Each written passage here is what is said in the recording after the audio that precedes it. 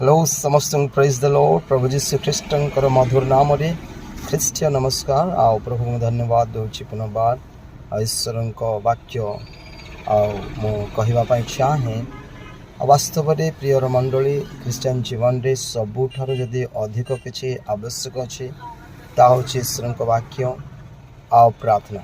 तो प्रभु का धन्यवाद हो जे प्रकार आम गोटे वाक्य जहाँ मैंने पढ़ू गीत संगीता तार 119 111 पदरी जे दाऊद से जगह गोटे विषय को अच्छे प्रियर मंडली आ मुझे प्रकार तुम विरुद्ध में पाप न करे एथिपाई मु तुम वाक्य को मो हृदय मध्य संचय कर रखी अच्छी।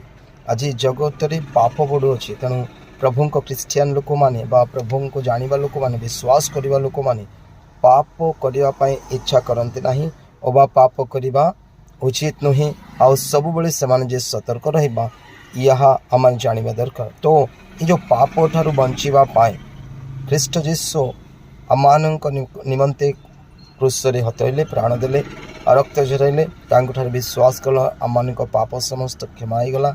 कि आपण मान कहबी आज आम पाप सहित युद्ध करुचु पाप आम चतुर्पार्श्व रोचे एणुक आम कि प्रकार बचा से पाप ठारू ना ईश्वर वाक्य यदि आम हृदय आम रखा ताहले आमने से पाप ठारू रक्षा पाई पारिबा ईश्वर वाक्य आम शक्ति जगाई थाए जे पाप न करने निमंते पुणी पाप रे लिप्त नवा निमंते और पाप आम भारी न होगा निमंते ईश्वर वाक्य शक्ति जगाई थाए। जो आम ईश्वर वाक्य को आम भितर रखू निज मन हृदय मध्य से समय कौन करे ना जितेबाला भी पापर परिस्थिति आम चतुर्पार्श्व घेरे आम माइंड रे आसे आम सम्मुखीन हो से समय से वाक्य तार विरोध करि थाए। तेणु वाक्य जे आम जीवन में प्रचुर थिबा उचित यह दाऊद से जगह कहते।